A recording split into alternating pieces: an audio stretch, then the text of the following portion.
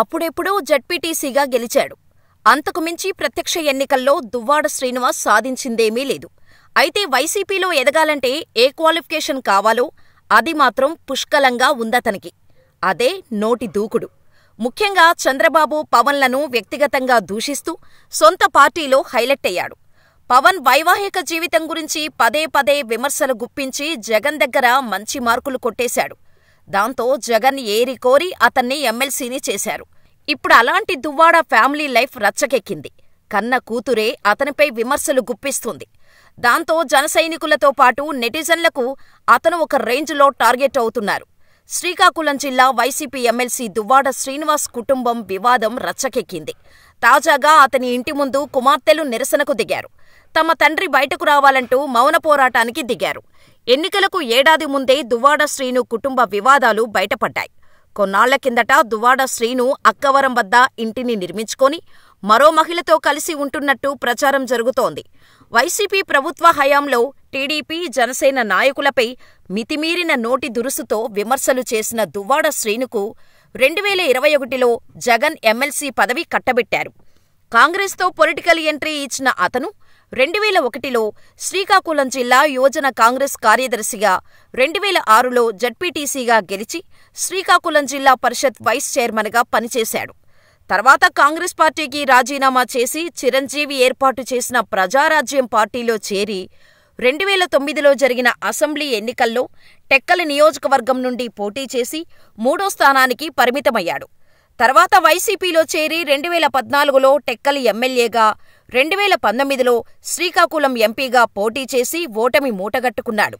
జడ్పీటీసీగా తప్ప ఇంకెప్పుడూ ప్రత్యక్ష రాజకీయాల్లో గెలవని దువ్వాడను అధికారంలోకి వచ్చిన 2ఏళ్లకు జగన్ ఎమ్మెల్సీని చేశారు. మొన్నటి ఎన్నికల్లో మళ్లీ టెక్కలి అసెంబ్లీ సీటు ఇచ్చి తానే వచ్చి ప్రచారం కూడా నిర్వహించారు. అయినా దువ్వాడ 34.5 వేల ఓట్ల తేడాతో వరుసగా 4వసారి కూడా ఓటమి పాలయ్యారు. ఎన్నికలకు ఏడాది ముందే దువ్వాడ శ్రీను కుటుంబ వివాదాలు బయటపడ్డాయి. అప్పట్లో జిల్లాకు వచ్చిన జగన్ టెక్కలి అసెంబ్లీ సీటును దువ్వాడ శ్రీనుకే ఇస్తున్నట్టు ప్రకటించారు. ఆ తర్వాత కొద్ది రోజుల్లోనే దువ్వాడ శ్రీను సతీమణి దువ్వాడ వాణి కొంతమందిని వెంటబెట్టుకుని జగన్ను కలిసి భర్తపై ఫిర్యాదు చేశారు. ఆ తర్వాత పరిణామాలతో టెక్కలి నియోజకవర్గ వైసీపీ ఇన్ఛార్జిగా దువ్వాడ వాణిని నియమించారు. అయితే టెక్కలి సీటును శ్రీనుకు కేటాయించటంతో తాను ఇండిపెండెంటుగా నామినేషన్ వేస్తున్నట్టు వాణి ప్రకటించారు. దీంతో కంగుతిన్న వైసీపీ నాయకులు వైవి సుబ్బారెడ్డితో పాటు మరికొంతమంది నచ్చచెప్పి కుటుంబ వ్యవహారాలను కొంతమేర సెటిల్ చేశారంటారు. అయితే మరో ఇల్లు నిర్మించుకున్న దువ్వాడ అక్కడ సెకండ్ ఫ్యామిలీ పెట్టారంటారు. దువ్వాడ శ్రీను మరో మహిళతో ఉంటుండటంతో తమ సంగతేమిటో తేల్చాలంటూ కుమార్తెలు తాజాగా ఆందోళన నిర్వహించారు. దువ్వాడ శ్రీను ఇంటి ముందే కుమార్తెలు కారులో కూర్చొని తండ్రిని కలవటానికి చాలాసేపు వెయిట్ చేశారు.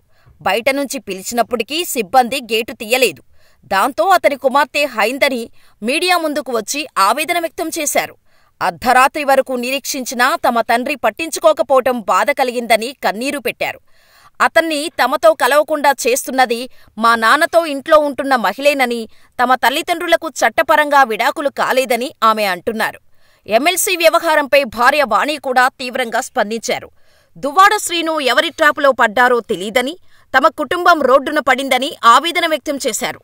తమ కుటుంబ సమస్యను పరిష్కరించాలని పార్టీ అధిష్టానం దృష్టిలో కూడా పెట్టానని, తన భర్త శ్రీనుతో ఉన్న మహిళ మోసగత్తే అని విమర్శించారు. తన భర్త దువ్వాడ శ్రీను వద్ద ఆ మహిళను బయటకు పంపించే వరకు పిల్లలతో కలిసి పోరాటం చేస్తానంటున్నారు. పవన్ కళ్యాణ్ వ్యక్తిగత జీవితంపై తీవ్ర విమర్శలు చేసిన వారిలో దువ్వాడ శ్రీనివాస్ ఒకరు. అప్పట్లో ఆయన ఆ వ్యవహారంపై అతను మాట్లాడుతూ తెలుగువాడు ఏకపత్నీవ్రతుడిగా ఉండాలని, ఒకే స్త్రీతో సంసారం మన సంప్రదాయం వంటి డైలాగులు బలంగానే పేల్చారు. కచ్చేస్తే ఇప్పుడు సదరు దువ్వాడ శ్రీనివాస్ సెకండ్ ఫ్యామిలీ వ్యవహారం రచ్చరచ్చగా మారింది. భార్యాబిడ్డలను వదిలి పెళ్లి అయిందో లేదో తెలియని 2వ మహిళతో ఆయన ఉంటుండటం వివాదాస్పదమైంది. తమకు అన్యాయం చేస్తున్నాడంటూ అతని భార్య, కుమార్తె రోడ్డుపైకి వచ్చి నిరసన తెలుపుతున్న పరిస్థితి. దాంతో ఇప్పుడతను సోషల్ మీడియా జనసైనికులకు గట్టిగానే ట్రోల్ అవుతున్నారు. ఇక ఇప్పుడు దువ్వాడ కొత్త డ్రామాకు తెరలేపారు.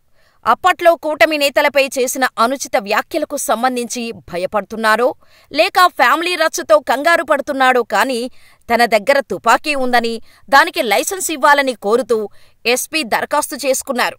ఆయనకు కొంతమంది వ్యక్తుల నుంచి బెదిరింపు కాల్స్ వస్తున్నాయట. అలాగే కొంతమంది ఆయన ఇంటి వద్ద అనుమానంగా రెక్కీ నిర్వహిస్తున్నారట. ఇదే విషయమై జులైలో కూడా టెక్కలి పోలీసులకు ఎమ్మెల్సీ దువ్వాడ శ్రీనివాస్ ఫిర్యాదు చేశాడు. నిందితులెవరో తెలీదంటూనే వారి నుంచి తనకు ప్రాణహాని ఉందని, తనకు 4+4 గన్మెన్ కేటాయించాలని ప్రభుత్వానికి కూడా లెటర్ రాశాడు. మొత్తానికి అలా సాగిపోతోంది YCP MLC Duvvada lifestyle. ఇది దువ్వాడ కుటుంబం కథాచిత్రం.